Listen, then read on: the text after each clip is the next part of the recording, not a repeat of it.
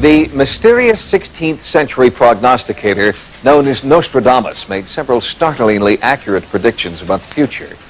His revelations coincide with the equally accurate predictions of a little-known 12th century Catholic priest, Saint Malachi. Both futurists included in their writing suggestions of an apocalypse sometime near the year 2012.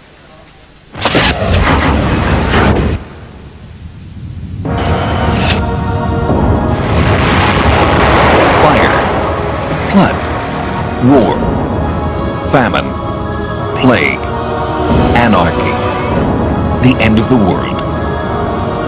These are the apocalyptic visions of history's prophets of doom. The most famous of these mystics is the 16th century French writer Michel Nostradamus. He made over 1,000 prophecies before his death in 1566. I believe the main reason why Nostradamus has been so popular is because he's been so successful. Nostradamus accurately predicted the rise of Hitler, World War II, and the stock market crash of 1929. But one dire prophecy remains unfulfilled. Nostradamus writes that the head of the church will be taken prisoner, and his palace will go up in flames. Scholars have interpreted this to mean the dissolution of the Catholic Church. But Nostradamus was not the first seer to predict the end of the Pope and the Catholic Church. 400 years earlier, a little-known Irish priest named Malachi had an eerily similar vision. He was on a pilgrimage to Rome in 1138 AD, and as he came over the final hill and saw Rome, he fell into an ecstatic trance, and his scribe wrote down these 3 to 4 word Latin phrases that came in sequence, about 112 phrases. It was later understood that each phrase stood for every pope, the current pope that lived at his time, Sestilinus II, till the final pope of Doomsday. That is 112 references. We are down to 2 more in the list of St. Malachi before Doomsday. While Malachi was struck by ecstatic visions, Nostradamus claimed to see the future by staring into a chalice of water. Their methods differed, but the vision was the same. The end of the church would mean the end of the world, and the end of the world would come soon after the year 2000. It's a dire prediction and a date within our lifetime that has been embraced by modern-day mystics. I mean a great change. I don't mean the 5-cent cigar or Medicare reform.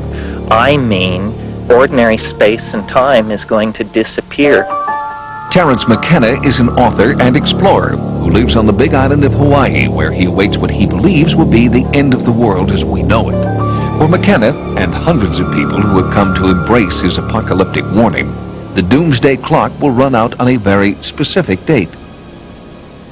I predict the most novel event in the history of the world in 2012. And for a conservative mind, that might look like doomsday. But it isn't doomsday.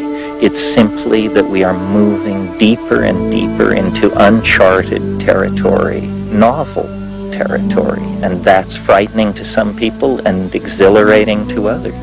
While McKenna's message is much like that of Malachi and Nostradamus, his medium is decidedly 21st century. McKenna's crystal ball is a personal computer running software of his own design called Timewave 0. I believe that we have in fact discovered the structure of time itself. McKenna developed Timewave 0 in 1970 after studying the ancient Chinese fortune-telling system known as the I Ching. And out of that came a mathematical algorithm that obviously wanted to be a calendar, and when I looked at it as a calendar, I saw that it described the ebb and flow of change in history. When McKenna placed the I Ching's pattern of peaks and valleys over the timeline of history, he made a startling discovery. When the I Ching system dipped, so did the fortunes of the planet. Here, 1356, the Black Death, a third of the population of Europe, dies. And here, the culmination of the Italian Renaissance in 1492 with the discovery of the New World. Over here, the American and the French Revolutions. Here's World War II, and here's us. Because his computer system provides a remarkably accurate picture of the past, McKenna is confident it will prove to be an accurate picture of the future as well. So the predictions of the past give us confidence that what it's saying about the future will also turn out to be true. On December 21st, 2012, the Timewave dips off the chart and into infinity. McKenna does not know what will occur on that date, only that it will be the most significant point in human history. One of my guesses is that what we will discover in 2012 that will make this true is time travel.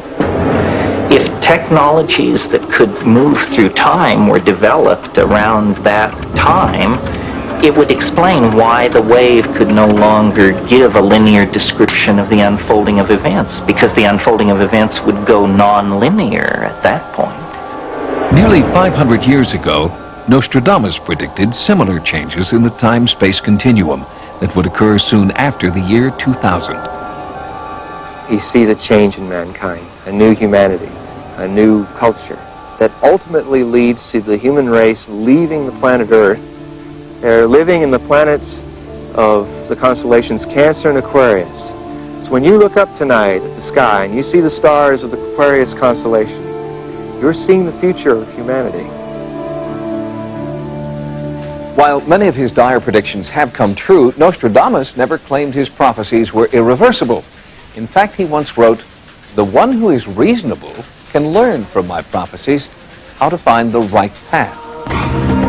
Next, if you think crop circles are fakes.